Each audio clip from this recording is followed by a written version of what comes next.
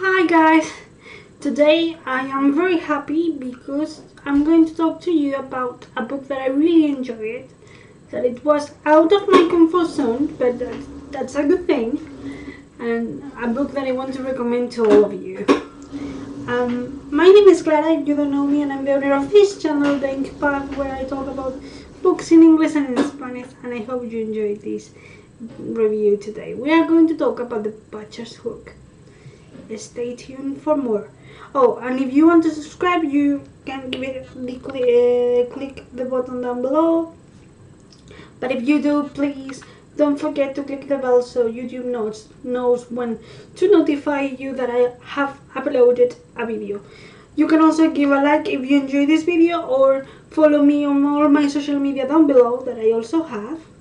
I even leave you my Amazon wishlist if you want to know what I'm looking for lately. Having said that, let's start with the review.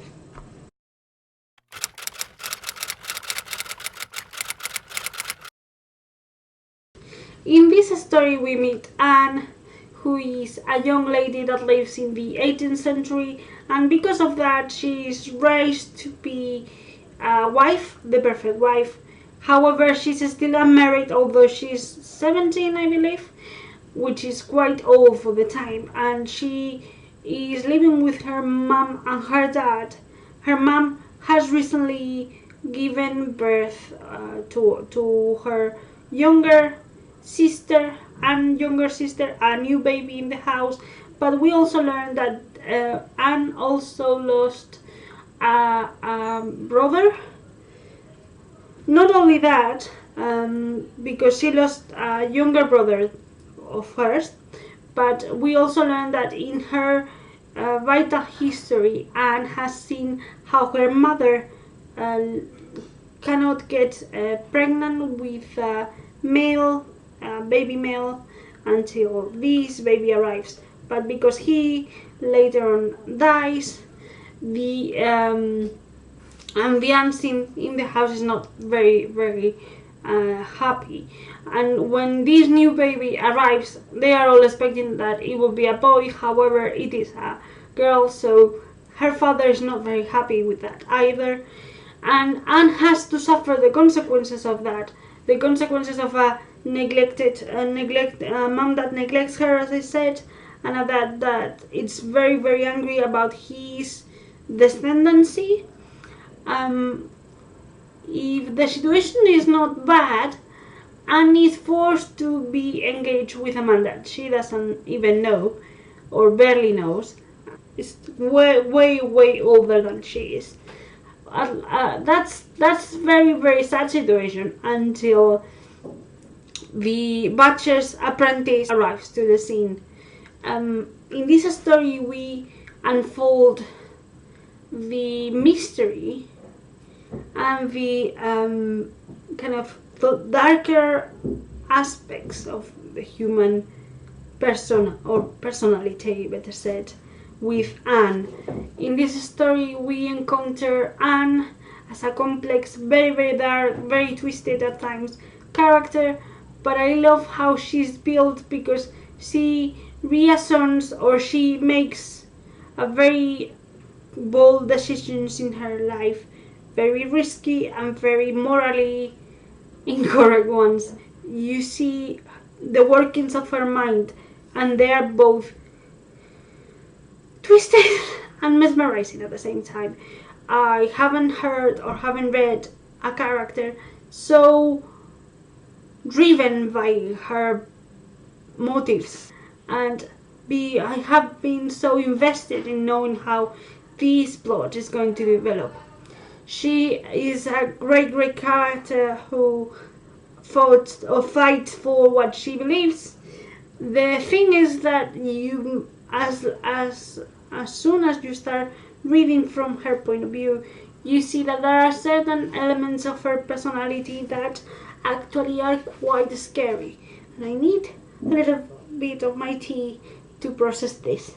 I personally love how the story is told in a way that you understand the political and the social intrigues of the time period, and you see the kind of rules that kind of very, very hard rules that dominate women back then.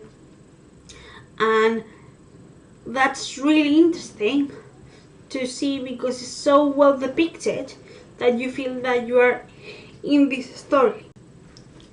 This happens because Janet Ellis has managed to create or recreate the historical setting or the historical time period without being info-dumping, just giving you the proofs of the social etiquette so you know who are you dealing with. At the same time, she has developed a very rich, very descriptive detail of the situations because her style is very, it reminds me a little bit of a movie, so it seems like a film, like when you are watching a period drama and you are very, very detailed about the, I don't know, when they are dining, you see all these elements in the table and very specific uses of every kind of item that they use for that dinner, and I love that. It's very detailed, very, very stylistically done. It's very dark at times, this book, but she managed to develop this darker tone or darker scenes with this kind of eerie feeling that you know it's nasty what is going on, but you want to keep going, you want more of that, you want to get to the bottom of the situation, even though you know it's going to end badly. This is a very, very adult book, so I might need to warn you that there's a lot of graphic violence here and also a lot of sex references, actual sex scenes or other kind of reference to that, so it's just a warning. But I love it highly, and maybe the only problem that I found is that because I'm not a native speaker, I had a little bit of a trouble with some words or situations that were going on that I have to reread or check on the dictionary certain words, because there were parts in which I was a little bit kind of confused because I didn't understood the level of the importance of the scene or the level of importance of a certain dialogue or something of that matter. But the majority of the time when that happened, I used the context to help me in these kind of tiny moments of losing the thread of the plot. Other than that, I really adore this story.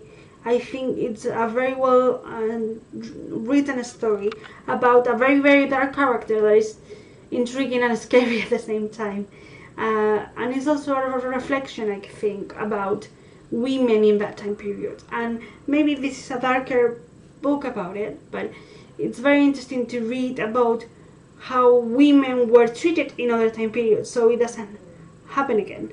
And at least that's the reading that I'm doing. If you like it, please, give it a like, and if you read it, tell me what you thought about it in the comment section down below. Bye!